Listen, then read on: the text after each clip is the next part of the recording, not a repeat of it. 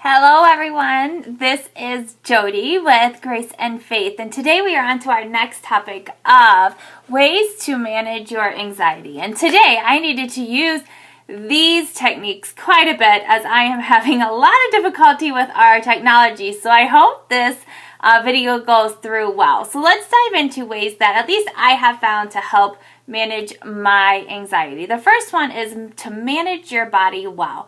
I know you've probably heard over and over again about how you need to nourish your body well, and you need to eat well, and you need to exercise. And this idea is just in general for overall health, but it is surprising at how much this will affect your anxiety.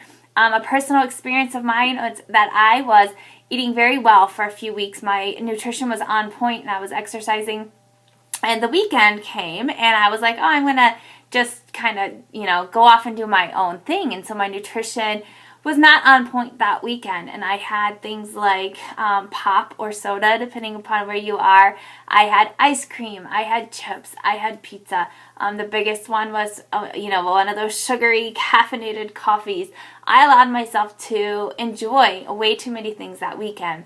And when Monday rolled around, my anxiety was through the roof. I did not know why all of a sudden my anxiety was through the roof that Monday. Nothing had changed in my mind. There was no external stress that I could think of that was any different from the week before. Until I went back over the weekend and realized once I looked at my nutrition that it was my nutrition that was off. And a big, huge key for me is caffeine. I know caffeine is a huge trigger for my anxiety. And so while most people are going to say eat well just in general for your health, pay attention to triggers that you might be eating that is raising your anxiety levels. Keep a food journal and mark down what you're eating and notice how you feel shortly after that within the next day or two, and see if there are certain foods like I have done with caffeine to see if it's affecting you. Also, exercise. Again, we all know the many benefits of exercise, but I was surprised and shocked to see how much exercise truly helped me. And to be honest, not just any exercise that helps me. For some people, they like a good cardio, sweat it out type of a workout. I was already doing those, and to be honest, I feel like those were actually increasing my anxiety. I feel like it was causing inflammation in my body, which then in return was raising my anxiety. Specifically for me, the exercise I have found has been yoga. Yoga has been a huge help for me in managing my anxiety. And you'll see down later on with some of the other techniques that I share why yoga would be such a huge benefit as far as exercise. So as we go into that, I'll explain how yoga ties into that. The next technique that I use is a huge one, breathing, which seems silly because most people are like, we all need air, right? Yes, we all do, but oftentimes we breathe through our chest and not our diaphragms. And if you're having anxiety, if you deal with anxiety, you know that your breathing becomes very shallow and very quick, and your body is losing the oxygen that it actually needs. And so if you're experiencing anxiety, you need to remind yourself to slow down and to breathe. For me, my technique is to breathe in slowly for a few moments and to hold that air and then to release that air. And do that again over a couple of cycles. One, your body's getting the oxygen that it needs in order to help you calm down. But two, it also refocuses my mind from whatever caused my anxiety. So if I was stressed out about a certain situation or something happened that raised my anxiety, my mind focuses on whatever caused that anxiety, and then I begin to replay it in my head, which raises my anxiety, right? But if I focus on my breathing and I specifically focus in on that, it takes my mind off of the topic that was causing my anxiety. It helps me to refocus on my breathing. So I get my breathing under control, and it also resets my mind to something else. And then I can deal with the situation a little bit better once I have a clearer mind. Next one is just a mindful awareness. Pay attention to your body, your thoughts, how you're feeling, and just your overall health. Also, to go back with that breathing on the previous technique, that is a huge thing in yoga. So that's one reason why yoga has been a good benefit for me, because when you're practicing yoga, they really focus on your breathing. And so that really helped me learn how to breathe well and to incorporate that throughout my day. Moving on to the mindful awareness, yoga is also very good at helping you recognize and listening to your body as you're doing different stretches and different moves. One of the keys with yoga is they don't want you to overextend yourself. They want you to stretch to the point that it's uncomfortable but not hurtful, right? And so you need to learn how to listen to your body. Same thing with anxiety. Oftentimes if you're anxious, you're tense and you get tight and you get overwhelmed. And so if you're able to realize how your body is reacting to your anxiety, sometimes you can mindfully change that. For me, I often get tense all through here. So if something is bothering me, I will start tightening my teeth and my jaw and my neck all becomes tense, and all through back this way, all that becomes tense. And so if I pay attention to myself, I can remind myself to relax my jaw and relax my muscles, which then in turn helps me to not have some of the other symptoms that I experience, such as the muscle fatigue and just the physical exhaustion that I might have at the end of the day from all of that tension that I carry around with me. The next one is just have fun and laugh. When you're dealing with anxiety, if you're like myself, you become so stressed out and everything becomes more of a potential problem than something joyful. So even if I go do something fun with my family, sometimes instead of just enjoying the moment, I focus so much on the potential dangers. So if we take a hike, I'm like, watch out for that step, watch out for this, don't stick your hand in there because a snake could bite you, or don't do this and that. And I laugh, but it's so true. And so just remember, when you are experiencing anxiety, to just enjoy life, to set aside time to have fun and laugh. For me specifically, I must schedule in family time because I am such a goal-oriented person that I have a task at all times of I need to do this and this and this and this and this. And I don't do a lot of spontaneous fun things because my mind's always on what I need to get done. I need to get this done. I need to get that done. And so I schedule in my fun time with my family. It's on my to-do list. It's things that I make that a priority because otherwise it would never get done. But you'd be surprised at how much just laughing and enjoying life can help you deal with your anxiety. As we were talking about anxiety, we all know that most people with anxiety worry. We worry about a lot of things. And so for me to tell you not to worry would be ridiculous. That's not something that you're able to do. So what I'm going to say is worry well, right? And so there's going to be certain circumstances that you're just going to worry about, right? Like a health that, a declining health of a loved one or even yourself. Something like that you have concerns. Let's say you have a surgery and you're thinking, okay, who's going to take care of my kids, or who's going to take care of my animals, or how is this going to get taken care of? Set aside a time each day that you have to worry about the things that you want to worry about. Set a timer for 10 minutes and think about those things that you need to worry about. And do every single detail like that. Who's going to take care of my animals? How am I going to pay for this? How am I going to do that? And make a plan from that, right? Sometimes for me, that looks different. Sometimes I worry well by talking to my husband. My poor husband will come home sometimes and I'm just word vomiting over him because I just have to get my emotions out, which normally is just me crying over whatever is bothering me that day. Sometimes it's me, just writing a journal about how I'm feeling that day and writing stuff down. And sometimes it's just me going and praying and allowing the Lord just to speak to my heart and calm my heart. But each day is different for me of how I need to deal with my anxiety. And so that might be different for you. But, there's set a time to worry and then drop it.